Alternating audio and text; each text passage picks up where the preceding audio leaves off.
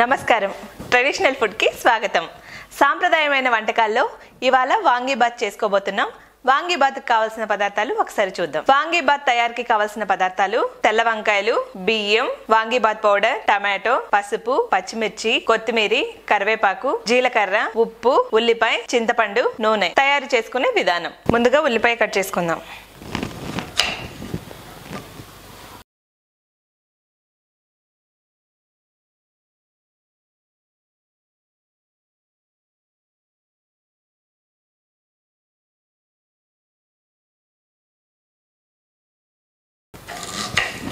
ఉల్లిపాయ కట్ చేసుకోవడం అయిపోయింది ఇప్పుడు పచ్చిమిర్చి కట్ చేసుకుందాం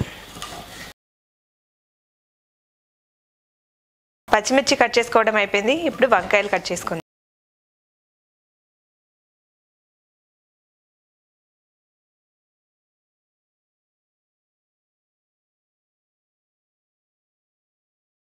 వంకాయలు కట్ చేసుకోవడం అయిపోయింది ఇప్పుడు టమాటో కట్ చేసుకుందాం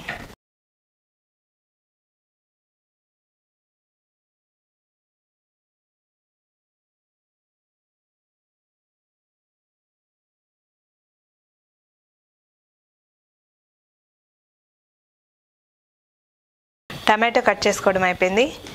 ఇప్పుడు కొత్తిమీర కట్ చేసుకుందాం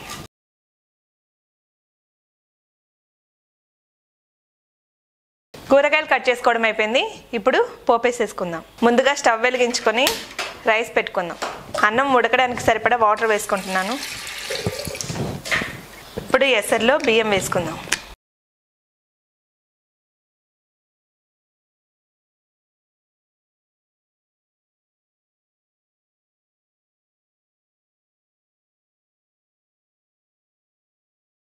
రైస్ పెట్టేసుకున్నాం కదా రైస్ ఉడుకుతూ ఉంటాయి ఈలోపు పోపు వేసుకుందాం ఇప్పుడు స్టవ్ వెలిగించుకొని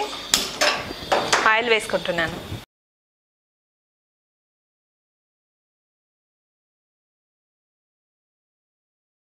నూనె వేడెక్కింది ఇప్పుడు జీలకర్ర వేసుకుందాం అలాగే ఉల్లిపాయ ముక్కలు పచ్చిమిర్చి ముక్కలు కరివేపాకు కూడా వేసి బాగా వేయించుకుందాం దీన్ని ఒక 5 నిమిషాలు వేగనిద్దాం ఉల్లిపాయలు పచ్చిమిర్చి వేగుతున్నాయి కదా ఇందులో వంకాయ ముక్కలు వేసుకుందాం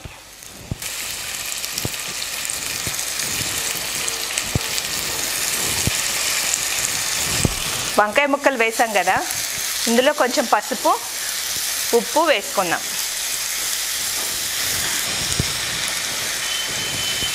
ఇందులో కొంచెం పసుపు అలాగే ఉప్పు కూడా వేసుకుందాం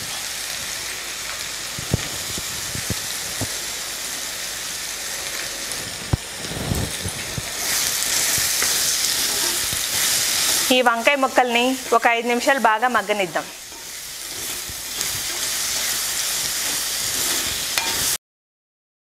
వంకాయ ఉడుకుతోంది ఇందులో టమాటాలు వేసుకుందాం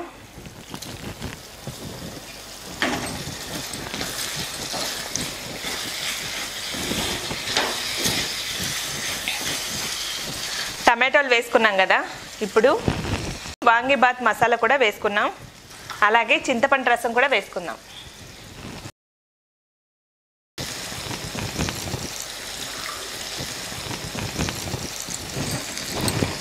దీన్ని బాగా కలుపుకుందాం ఇప్పుడు ఇంకాస్త ఉప్పు వేసుకొని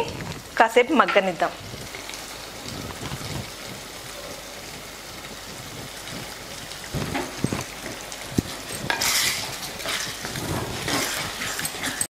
వాంగీబాత్ రెడీ అయిపోయింది ఇప్పుడు ఇందులో రైస్ వేసుకుందాం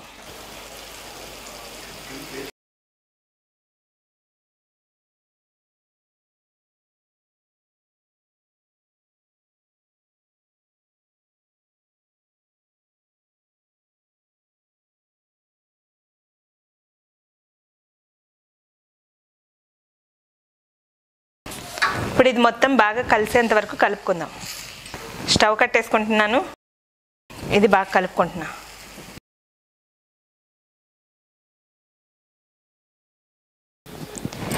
వేడివేడిగా వాంగీబాత్ రెడీ అయిపోయిందండి దీని మీద కొత్తిమీర చల్లుకుందాం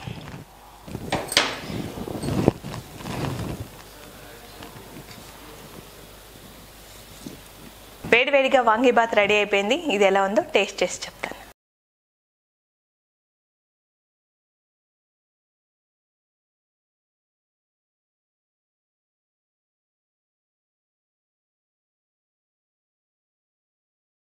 వాంగీబాత్ చాలా అంటే చాలా టేస్టీగా ఉంది, చాలా బాగుంది కూడా.